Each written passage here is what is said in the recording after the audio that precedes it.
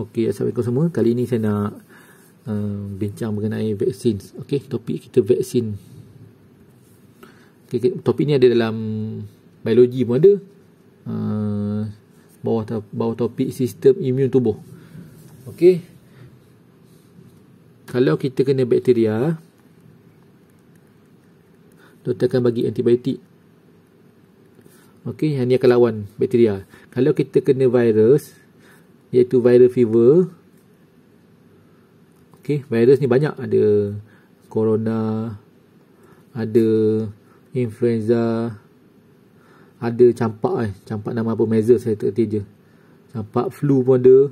Tapi sekarang ni bila kita bincang pasal virus, bila demam disebabkan virus, doktor tak akan bagi antibiotik. Doktor akan bagi ubat untuk kawal simptom. Okey, tengok simptom apa. Contoh influenza, simptom dia demam panas. Demam panas on off. Okey, lepas tu sakit tekak, sakit kepala, sakit muscle, sakit otot. Macam-macam lah. Tekanan dah tak stabil lah apa. Jadi doktor akan bagi ubat untuk kawal semua ni. Tak nak bagi makin teruk. Sementara badan kita dapat buat antibody. Okey, virus penawar dia antibody sahaja. Okey, tu je. Dia tak ada benda lain. Tapi cuma doktor akan bagi ubat bila kena viral fever, ubat untuk kawal simptom. Tak nak bagi demam tu makin teruk sampai sawan. Macam tu. Okey, antibody ni pula dia buat bila dah kena virus. Okey, contoh badan kita kosong. Okey, badan kita kosong. Kosong, tiba-tiba kena virus. Virus ni virus baru. Okey, virus baru. Badan kita tak kenal virus ni. Bila dia attack, kita akan jatuh sakit. Kita akan kena simptom semua ni. Jatuh sakit, tapi dalam masa sama, badan kita akan, sel darah putih semua ni, sistem pertahanan akan detect virus ni sebagai antigen. Okey, dia akan arahkan sel darah putih ni untuk bukan fikir dia, bukan manusia, untuk buat satu resipi untuk neutralize virus. Okey, contoh macam virus yang macam ni ke. Biasanya kalau macam ni dia akan telan. Okey, lama-lama dia akan telan. Cara dia telan dia macam ni lah. Dia makin rapat. Okey, tugas salah satu sel darah ni dia akan buat, contoh virus ni dia tak kenal, badan tak kenal.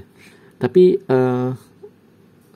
sel sebahagian daripada sel pertahanan dia akan kenal. Okey, ni fagosit.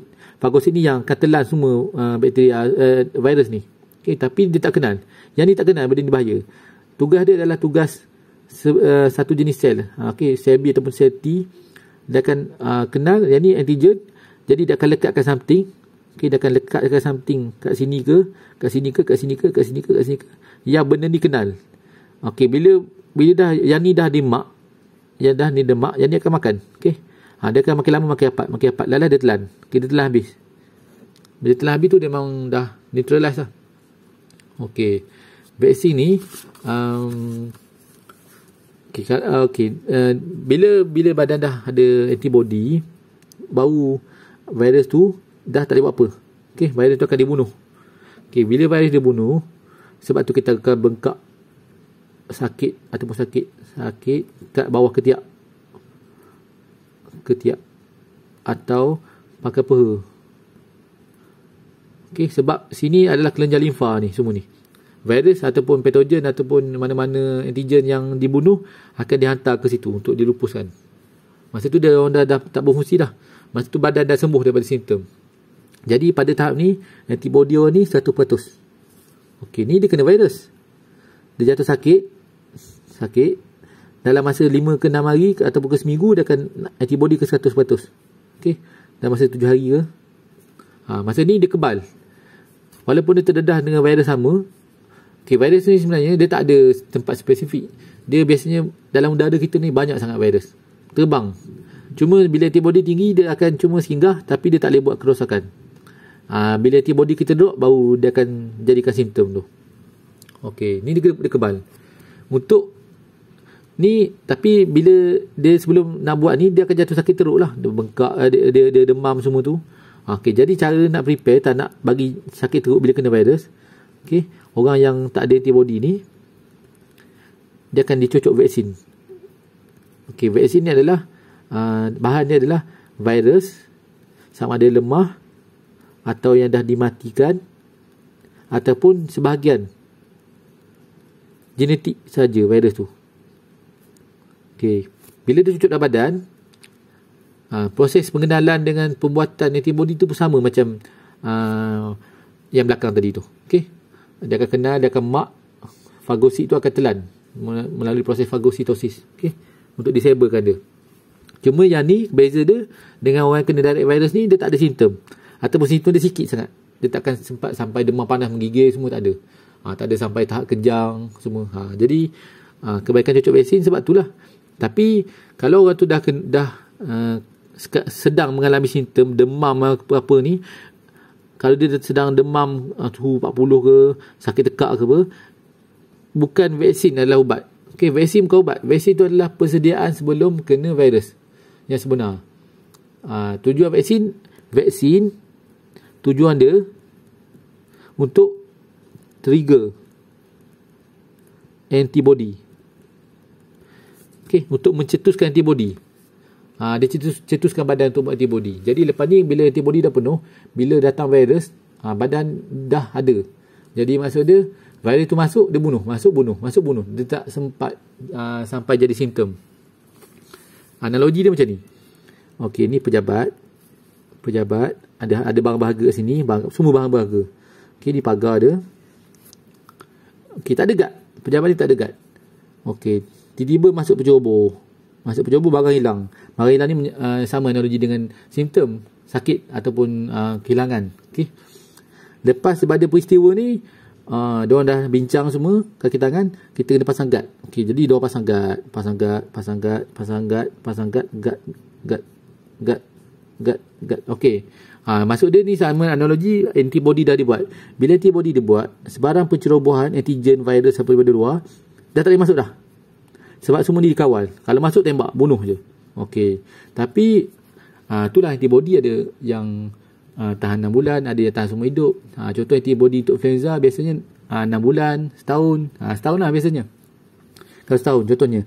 Lepas setahun, guard ni bila dah lama tak ada kes kecurian, dia akan macam makin longgar sekatan dia. Okey, yang ni balik rumah, yang ni tak ikut waktu kerja.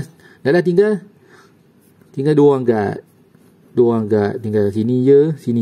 Masuk pula penceroboh virus kat depan ni. Bila kena pula, baru dia orang buat mesyuarat balik. Tambah balik guard. Macam itulah, dia berulang-ulang.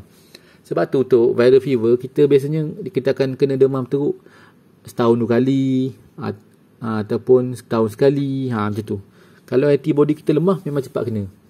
Contoh sebab apa antibody lemah? Sebab makan tak cukup seimbang, berat badan berlebihan, tak cukup berat badan, tak cukup rehat, ataupun ada penyakit untuk antibody, sistem imun berpenyakit. Yang paling bahaya kalau orang tu ada HIV ni memang virus ni bunuh sistem imun. Jadi bila dia bunuh sistem imun, semua sistem imun dalam badan tak ada. Masuk apa pun boleh. Sampaikan virus sesama masuk pun boleh bunuh orang tu. Walaupun kita sesama, kita tak mati. Tapi orang tu boleh mati sebab virus sesama.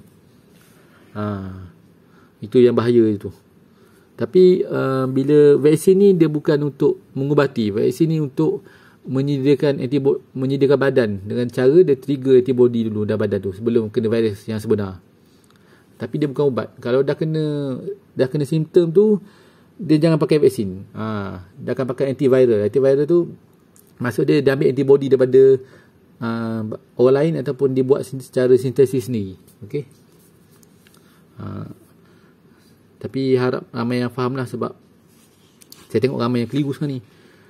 Kata lepas cocok vaksin takkan positif.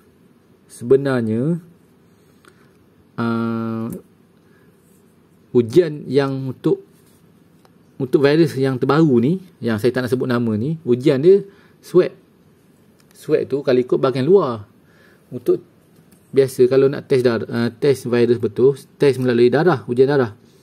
Kalau badan tu dah ada antibody, dah cocok vaksin, badan dia dah buat antibody, maksud dia dalam darah dia kaya dengan antibody. Kalau virus masuk dalam darah tu, automatik virus tu akan dibunuh serta-merta.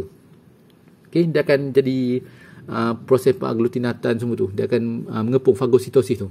Okay, jadi akan serta-merta mati. Dia bunuh terus. Disable. Tapi yang jadi positif sekarang ni sebab ujian tu dicalik pada bahagian luar walaupun dalam saluran tapi bukan dalam darah. Antibody tak duduk pada bahagian mukus. Antibody duduk dalam darah.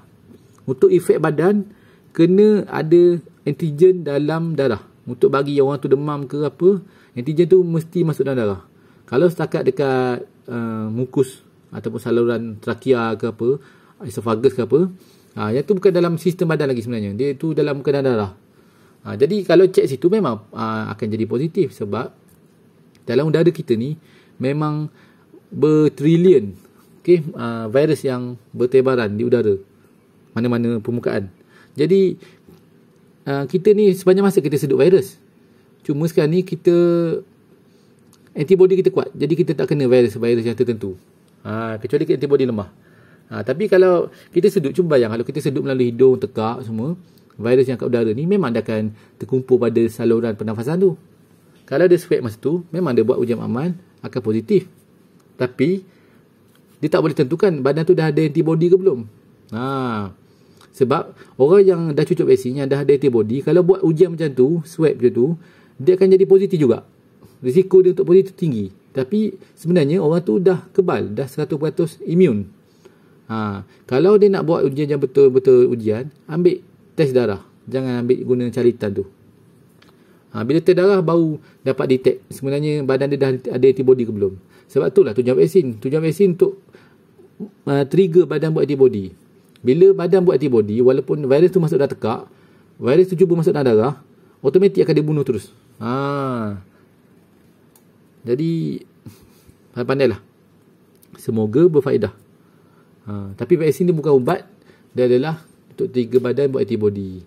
Dan tak semestinya orang yang dah cucuk vaksin tu bukan. Maksud dia jangan terkejut kalau orang yang dah cucuk vaksin tu positif. Sebab ujian tu dijalankan di bahagian luar. Kalau cek dalam betul-betul, kalau vaksin tu berkesan, kalau cek darah, virus tu tak berkesan pun terhadap orang tu. Okey. Samalah macam kita jalan-jalan. Okay, contoh ada titisan aliu orang yang ada penyakit tu, virus tu, melekat kat tangan. Cuba kalau dia calik kat situ, dia test makmal. Memang akan positif. Walaupun orang tu dah cucuk vaksin, dah ada antibody dah. Sama juga. Cuma yang ni, udara yang disedut tu masuk ke dalam saluran pernafasan, yang bahagian tekak semua ni, dia swab kat situ. Tapi nak nilai tu, dia kena pada ujian darah. Dia tak boleh pada semata-mata swab saja. Bila ujian darah tu baru dia tahu orang ni dah ada antibody. Jadi tak perlu khawatir, tak perlu takut, tak perlu nak ni. Sebab memang dia dah ni. Yang itulah konsep dia pada awal. Tapi saya tahu kenapa sekarang ni dah macam makin mengarut. Itulah. Saya jarang tengok. Ataupun saya tak pernah ataupun jarang tengok orang nak cek virus melalui swab. Kecuali HPV. Tu pun dia akan tengok apa mikroorganisma yang duduk situ. Kanser cervix tu. Tapi yang ni virus biasa kena cek darah. Kenapa pakai calik semata-mata?